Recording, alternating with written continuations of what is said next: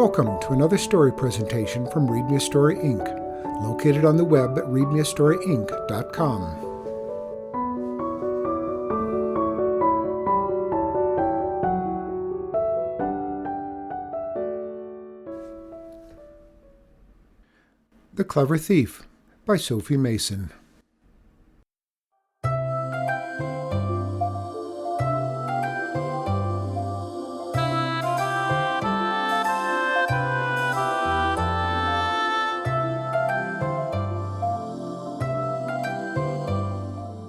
There once was a boy who was captured by robbers. Now these robbers were the most feared in the whole country. They held up travelers and robbed coaches, and their cave was full of stolen gold and silver and precious stones. It was the custom of the robbers to make all their captives steal as well.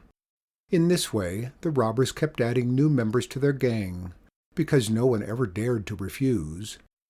And once you'd stolen, you were in for good, because you were marked as a member of the gang and would go to prison if you were caught. Now the boy I'm telling you about was as bright as a dewdrop and twice as fast as the breeze. But in the robber's cave he pretended to be dull and stupid while he tried to think of a way out of his predicament. One night the robber chief said to him, "Boy, tonight you will join our gang. I want you to go down to the high road and relieve all the travelers of their purses." And he smiled, his broken yellow teeth giving him a wolfish grin. The boy, though very much frightened, nodded vacantly and grinned a silly grin. The robber chief felt a little uneasy at that grin. Was the boy too stupid to understand? But he sent him out nevertheless and waited in the cave for his return. The boy went out to the high road, and he saw all the travelers passing by. As he had been told to do, he stepped out into the road shouting, "Your purse or your life!" He was a tall, thin, gangling boy with eyes that shone like ice, and the travelers were frightened by his strangeness. So they stopped, pulled out their purses, heavy with gold and silver and copper coins, and gave them to him, trembling.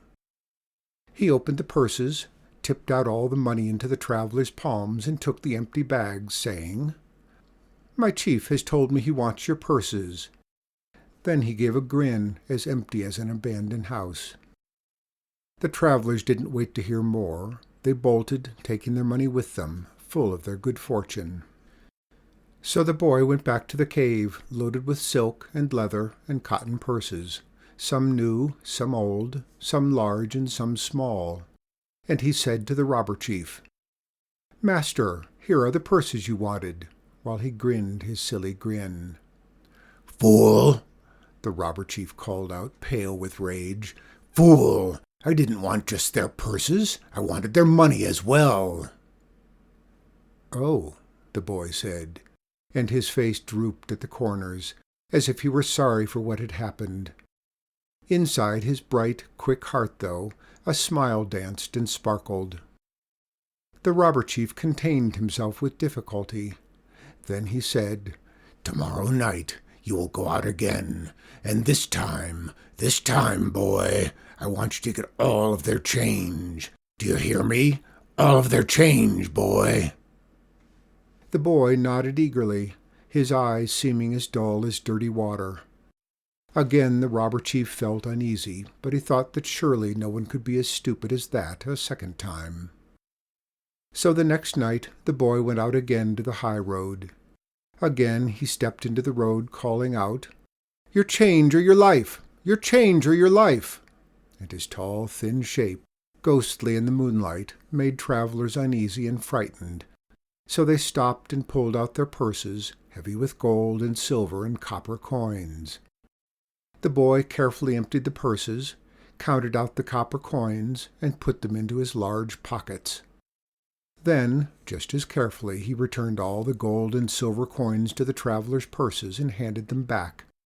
He smiled at them with a smile that did not seem quite as dull and vacant, and told them to go on their way. After a hard night's work, the boy went back to the robber's cave, his pockets filled with copper coins. He emptied them out in front of the robber chief, grinning like a jack-o'-lantern. The robber chief couldn't believe his eyes. "Copper!" he roared. "Where's the gold? Where's the silver?" "But you said change," the boy whispered, as if he were afraid. "Change is copper, isn't it?" "Boy," the robber chief screamed, "you will go out one more time and bring back everything, everything, you hear? And if you don't—" His broken teeth glittered. His wicked eyes flashed. His hand drew slowly across the boy's throat. The boy gulped a little, as if he were afraid. And indeed he was, a bit, but his bright, quick mind was working like a windmill, spinning out ideas. "Yes, master," he whispered, and bent his head. So the next night the boy went out for the third and final time. He stepped into the high road in the moonlight, his figure tall and straight, his eyes shining, and he stopped the travelers and talked to them. As he spoke, their eyes would begin to shine, their mouths to smile. At the end of the night there were many travelers assembled there, with the boy in the middle of them. As the sun began to edge over the corner of the world, they were all climbing up the hill towards the robber's cave, where they found the thieves snoring, fast asleep. Working quickly and quietly, the travelers and the boy gathered up all the robber's weapons and put them into a huge sack. Wasn't the robber chief surprised when he opened his eyes to the great assembly in his cave? He sprang to his feet, as did the other members of his gang, but it was too late. Every sword, every dagger, every knife and bow and arrow had gone into the sack the boy held. Weaponless, helpless, the robbers and their chief looked at the boy and heard him say, "You told me to bring everything, everything I brought, and every one." Now it was the turn of the robber chief to bend his head as he and his men were led out of the cave, down the hill and toward the town. Now and then he lifted his eyes and looked at the boy, so thin and gangling, and felt his smile, as bright and fleeting as the dew on the grass.